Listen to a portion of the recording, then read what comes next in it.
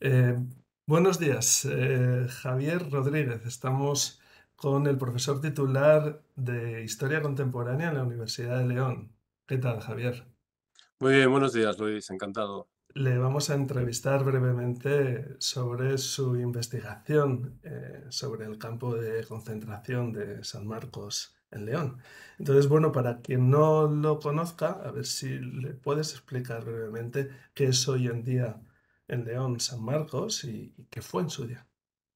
Bien, hoy en día es un parador de turismo, es un hotel, uno de los más reconocidos que hay en España, de la red de paradores, y en su día, bueno, a lo largo de la historia había sido edificio que se había destinado a diversas funciones, pero realmente era un antiguo hospital, ¿no? Y este antiguo hospital de San Marcos, que cuando tiene lugar el golpe de Estado de julio de 1936, por los golpistas, por los sublevados, pues va a ser utilizado como campo de concentración. Realmente es un momento en el que la dictadura franquista se va a imponer a la sociedad mediante un terror, digamos que institucionalizado. La violencia va a ser algo indispensable del régimen. Y para ello, para llevar a cabo esta función, el régimen crea una red de campos de concentración. Y uno de estos campos es el que hoy ocupa el parador de San Marcos, un campo que se empieza a abrir desde julio de 1936, aproximadamente está hasta los comienzos de la posguerra, hasta el año 1939-40, en el que tenemos datos de que sigue su funcionamiento. En la provincia de León y en España, pero la provincia de León es el campo de concentración más importante. No solo tiene la dependencia del parador de San Marcos actual, sino también había una fábrica de curtidos en el barrio de Santana y también un colegio, digamos que las instalaciones de un colegio que hoy es público, el Colegio Ponce de León. Se cree que eran dependencias también que eran complementarias de este campo de concentración de San Marcos por el que pasaron miles de prisioneros. Ujú. ¿Qué tipo de personas o prisioneros acababan allí? Bien, pues desde el primer momento, cualquier tipo de persona que no apoyara el golpe de Estado acabó en este campo de concentración. En primer lugar, población, en los primeros momentos, población leonesa, desde cargos políticos de la época republicana, alcaldes, presidente de la Diputación, gobernador civil, bien, principales líderes sindicales, políticos, en una época que no nos podemos olvidar que era una democracia, que era la Segunda República. Bien, a partir de octubre de 1937, en el que cae el Frente Norte, el frente de guerra en España, el Frente Norte, realmente se empieza a llenar el campo de concentración de San Marcos con aquellas personas que la dictadura franquista iba apresando a medida que iba ocupando las diferentes zonas del norte de España. Y bueno, hubo mujeres también, lo demás realmente fueron hombres. Se habla en concreto en torno a unos 7.000 hombres, unas 300 mujeres, pero son cifras todavía en las que hay que seguir investigando. Ujú. ¿Qué habéis descubierto en cuanto a sus condiciones de vida allí en el campo? Bien, las condiciones de vida realmente eran muy duras. Eran unas condiciones de vida donde los presos llegaban, realmente fueron torturados, fueron eliminados física, pero también ideológicamente, Ujú. a través de la propaganda eh, que se instauró en el campo de concentración. Y digo se eliminaba físicamente porque del campo de concentración, digamos que salían para dos cuestiones. Una, los paseos, que es la represión irregular, los sacaban y realmente sin ningún juicio previo se les asesinaba, y también para celebrar un consejo de guerra. Un consejo de guerra que se celebraba, en este caso, en el Salón de Plenos de la Diputación de León, y Ujú. que era un consejo de guerra sin ninguna garantía jurídica. Era un consejo de guerra en el que realmente los presos, muchísimos de ellos, salían condenados, penados para estar en ese campo de concentración, y algunos también condenados a fusilamientos. Y muchos de estos presos fueron destinados a campos de trabajos forzosos, los llamados batallones de trabajadores. Ujú. Era uno de los destinos que tenían estos presos del campo de concentración de San Marcos. Realmente las condiciones, digo, eran penosas, pero también un poco penosas por el destino que después tenían estas personas. Pero cuando vivían en el campo, tenemos testimonios de hacinamiento, realmente de estancias donde, donde los presos superaban, la cantidad de presos superaba las dimensiones de esas estancias. En Claro. concreto, podemos nombrar alguna de ellas. Una de ellas, si quieres, Sí, sí, sí. te las nombro a continuación. Y se hicieron tristemente célebres salas como la denominada la tercera, la cuarta, el museo, el picadero y el patio. Donde el patio, que es el actual claustro de San Marcos, que se puede visitar, tuvieron que soportar las inclemencias del tiempo, bueno, con unas malas vestimentas y dando vueltas a ese claustro. Y sobre todo, había una habitación que se llamaba la Carbonera, en el que era de medidas reducidas, sin apenas ventilación, y que bueno, llegó a albergar a unas 50 personas. Y repito, era una habitación de medidas muy, muy reducidas. Era una especie de celda de castigo, ¿no? En la que realmente muchísimos presos no pudieron soportar esas condiciones de hacinamiento. Y además se contrajeron numerosas enfermedades, en el que, claro, las deficiencias sanitarias del campo eran importantes, con lo cual la muerte con el paso del tiempo pues era casi segura. No se dio aquí, pero Mm. se dio en alguna otra cárcel, el famoso Miguel Hernández. Miguel Hernández, el famoso poeta, llegó a morir a causa de las enfermedades contraídas en la cárcel, con lo cual no es un ejemplo solo el campo de concentración de San Marcos. Hay muchos más en España Claro. de esas deficiencias sanitarias, ¿no?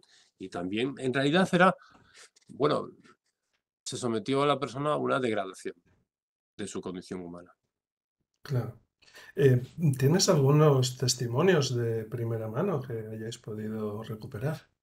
Sí, en los años que realicé mi tesis doctoral, eh, León bajo la dictadura franquista, en el año 2001 ya, logré entrevistar en concreto a, al parte de testimonios que había de algunos diarios, logré entrevistar a una persona que había estado en la cárcel y que en el campo de concentración de San Marcos. Después en varias cárceles, también en la prisión provincial de León. Pero en concreto, ella, me acuerdo de un testimonio de cómo reflejaba eh, cómo llegó ella al campo de concentración de San Marcos. Y también, digamos que ese viaje a través en concreto era desde Riaño, desde la montaña leonesa, Mm. hacia el campo, estuvo plagado un poco de desconsideraciones y de torturas, incluso por parte de muchas de las de personas. Ujú. ¿Sabes, algún tipo de obras, o trabajos concretos o que hoy en día incluso a lo mejor hasta permanezcan? Bien, realmente, el único testimonio que hay en el campo en el actual Parador de San Marcos, y no es en concreto en el Parador de San Marcos, sino que es en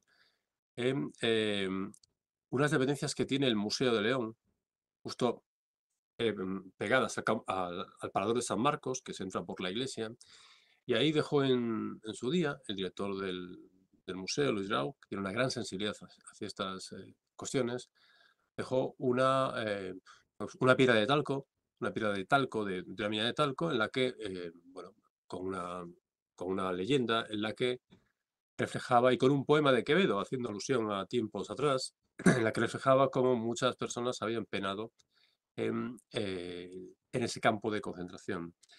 Realmente creo que se pueden hacer muchas más cosas, sobre todo desde el punto de vista institucional. Yo creo que se ha hecho algún homenaje recientemente, hemos avanzado bastante en ese sentido, pero creo que San Marcos se debería de convertir en un lugar de memoria. En un lugar de memoria en el que realmente, bueno, pues confluyeran tres términos que yo muchas veces hablo de ellos, que son la historia, el recuerdo y la memoria, para así contraponerlo al olvido. Yo creo que son conceptos necesarios para contraponerlo al olvido porque, claro, el olvido supone el impedimento de acceso al conocimiento y tiene por objetivo que solo se acepte una versión del pasado, para así destruir la memoria diversa. Todos sabemos cómo en países como Argentina, Chile, Francia, Alemania, Pues los lugares de memoria son iniciativas destacadas. Creo que San Marcos debería ser un lugar de memoria.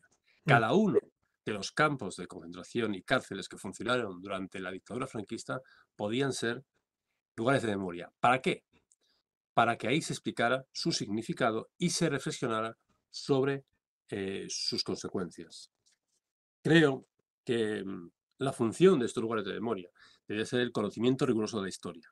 Creo que tenemos que suscitar la atención de las generaciones que nacieron cuando la dictadura moría y las nacidas en plena democracia, que creo que tan expuestas están a la desmemoria y a las fake news.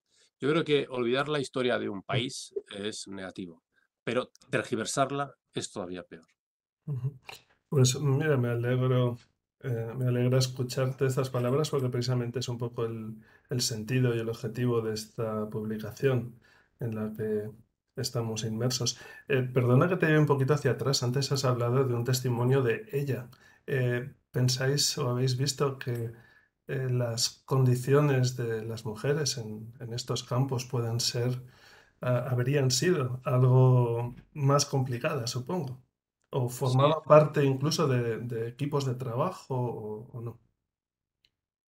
es complicadas porque, sobre todo, fueron complicadas ya desde el punto de vista de que la mujer fue, digamos que sometida a la ideología propia del nacionalcatolicismo. Ujú, La ideología propia del nacionalcatolicismo que se impuso desde los primeros momentos de la guerra civil por parte del ejército, del bando sublevado, y después durante los primeros momentos de la posguerra.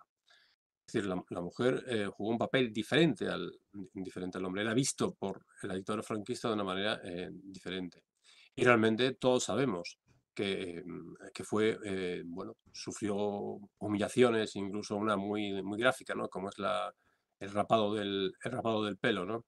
Y en concreto, en muchos de los consejos de guerra por los que fueron, por los que fueron castigadas, algunas de ellas, bueno, se hablaba en concreto, uno de los testimonios de esta persona que logré entrevistar. Esta era la fuente oral, yo logré entrevistarla y después me fui a rescatar su consejo de guerra. Cuando analicé su consejo de guerra, uno de los cargos que le ponían es que había sido la primera persona que en su pueblo había vestido pantalón. Es decir, y eso había pasado durante la Segunda República. Y también, por ejemplo, pues había negado a levantar el brazo en alto cuando las tropas pasaban por su pueblo. Realmente las modas, el comportamiento, sí realmente fueron humilladas y después incluso, claro, un aspecto que a veces se nos olvida, incluso a mí se me estaba olvidando, que es el caso de los bebés robados. Yo creo que el caso de los bebés robados, que empieza ya en esos momentos, bueno, muchas mujeres fueron encerradas con sus hijos en las cárceles y en campos de concentración. Y algunos de ellos, bueno, fueron sustraídos de sus madres y todos sabemos que ahí empezó, bueno, el tema de los bebés robados, de la sustracción de bebés que después en los años, todos lo hemos conocido, ¿no? En la época en Argentina, ¿no? Ya en los años 70 la dictadura argentina, pero realmente en España empezó desde los primeros momentos y como todos sabemos llegó incluso eh, hasta los primeros años incluso de la democracia actual. Evidentemente con unas causas diferentes, a partir quizás de los años 50, ya no era la causa de la represión, pero bueno, la mujer sí sufrió una represión concreta en ese sentido. ujú. Es curioso, tú de León, yo de Zamora, la verdad es que en una zona como Castilla y León, que prácticamente no hubo guerra y sin embargo la represión tan brutal que se organizó, ¿verdad? Y que les tocó sufrir a las Claro, personas del... sí, sí, fue la represión además desde los primeros momentos, porque como el golpe de Estado triunfó desde los primeros días de julio del 36, aproximadamente en torno al 20, 21 de julio, sobre todo en León, pero también en Zamora, incluso antes, probablemente la represión empezó desde los primeros momentos y los paseos empezaron desde el mismo julio del 36, ¿no? Y después bueno, el campo de concentración de San Marcos fue realmente muy duro. Yo creo que mucha gente todavía no conoce realmente Sí. lo que allí Que te sucedió. lo digo porque, bueno, en el libro Hay bastante información sobre esto. El hecho de la gente sigue pensando que había dos bandos, que todos en la guerra hicieron barbaridades y sin embargo hay zonas y regiones enteras donde no hubo guerra, no hubo conflicto y simplemente hubo represión por parte de los golpistas y una ideología concreta hacia el resto de la población, ¿no? Efectivamente, yo creo que es una... creo que eso, antes te comentaba algo de las fake news, ¿no? De la Sí. desmemoria, ¿no? Y de la tergiversación. Yo creo que muchas veces en el debate actual, por parte de un sector, por parte bueno, un sector de la población, muchas veces oímos debates, ¿no? En medios de comunicación en los que se da la siguiente circunstancia. En la guerra civil, entre comillas, eh, hubo represión en los dos bandos y ya esto se arregló en la transición. Si realmente hacemos este argumentario, lo que olvidamos es que eh, nos olvidamos y silenciamos la represión de la dictadura franquista. Entonces, muchas veces se cae en ese error. Y yo creo que entonces se silencian 40 años de dictadura franquista. Si bien durante la guerra civil, como acabo de decir, fue provocada por un golpe de Estado en julio del 36, en la guerra civil hubo represión por los dos bandos, a partir de abril de 1939 solo existe un bando, el bando vencedor, que implanta una dictadura durante 40 años. Muchas veces en el debate, en el argumentario, se silencia, desde el punto de vista a veces voluntariamente, digamos que la dictadura franquista, la represión de la dictadura franquista, para así un poco, bueno, pues igualar culpas. Ujú. Y eso creo que es una cuestión muy, digamos, muy peligrosa. Sí. Oye, y ya para terminar, Javier, antes hablabas de este campo de concentración o de San Marcos como lugar de memoria. En la actualidad, ¿se está haciendo algo concreto? ¿Se está utilizando para este fin? ¿Se está informando y educando a las nuevas generaciones? En este caso es un parador, pero hay otros lugares que en una ciudad todo el mundo conoce. Bueno, ahí hubo plazas de toros, colegios, cines. ¿Se está haciendo algo concreto? ¿O desde las instituciones o quizás desde la universidad? No lo sé. Claro, desde el equipo de investigación que dirijo, ISMECON, Historia y Memoria Contemporánea, estamos desarrollando ahora un estudio sobre lugares de memoria, investigando sobre lugares de memoria en la provincia de León, desde la Universidad de León, que forma parte también, digamos, de otro proyecto mayor de cada una de las provincias de la actual Castilla y León, que se desarrolla desde sus universidades. Además de este proyecto de investigación, realmente, y del hecho aislado que te comentaba anteriormente por parte del director del museo, de ese monolito, de esa pieza de talco, que recordaba a los prisioneros en San Marcos, no hay, digamos que, desde mi punto de vista, no hay un ejercicio para eh, poner en valor San Marcos como lugar de memoria, es decir, que se explique su significado. No hay en estos momentos, digamos que, bueno, un proyecto decidido en este sentido por parte de las administraciones. Yo creo que se han dado pasos, se ha hecho un homenaje, repito, recientemente en el año 22, bueno, al último preso que quedaba vivo, que había pasado por San Marcos. eh, por cierto, se ha muerto tristemente hace poco tiempo, pero creo que realmente debería de haber algún monolito, bueno, alguna placa que explicara realmente lo que había sido San Marcos en su momento.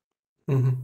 La verdad es que estamos en 2023 ya y Mm. las iniciativas en este sentido se siguen viendo por parte de la población civil, la gente de la calle, personas anónimas que se están teniendo que asociar para continuar con la recuperación de todo este tipo de historia y de, bueno, conocimiento que tanto tiempo se ocultó, ¿no? En fin. Yo creo que sí, pero yo creo que aquí estamos en un momento en el que estamos haciendo esta entrevista que, bueno, vamos a empezar a ver los frutos desde mi punto de vista, ¿eh? Es una opinión particular. Creo que la llamada Ley de Memoria Democrática, que se ha aprobado en octubre del 2022, da pasos, digamos que serios y rigurosos hacia realmente, bueno, recuperar un poco esa memoria democrática, ¿no? En su articulado sí que habla realmente de, bueno, de poner un poco de realzar estos sitios como lugares de memoria, aparte de otras consideraciones. Es decir, creo que la ley del 2007 fue un punto inicial que estuvo realmente fue positiva, pero creo que ahora me parece que es una apuesta seria por recuperar esa memoria democrática tan necesaria. Creo que las instituciones tienen que ir de la mano también con los investigadores, ¿no? Y esto es, creo que estamos en un punto muy importante para realmente, bueno, también desarrollar estos proyectos pedagógicos que, bueno, os felicito por ello, porque creo que la clave es las nuevas generaciones. Y partir realmente de la ESO, del bachillerato, para explicar un poco digamos, a todos estos jóvenes, estas jóvenes, eh, cómo, o realmente cuál fue el significado de la dictadura franquista. Yo creo que hay que poner, bueno, el conocimiento de la historia, bueno, eh, al servicio de la sociedad, es básico. Pues Javier, de verdad que espero que la gente que pueda escuchar esta entrevista y las otras que incluimos en el libro pueda darse cuenta de que el objetivo es el conocimiento, es la recuperación histórica y no nada de reabrir heridas como se dice por ahí. Ha sido un placer hablar contigo y bueno, esperemos contar contigo, con vosotros, con vuestra universidad, que me consta que trabaja muy bien en este sentido para el futuro. Muchas gracias, Javier. Gracias a vosotros, gracias a ti, Luis, y felicitaros por vuestra iniciativa y por vuestro proyecto. Un placer. Muy bien. Muchas gracias. Chao.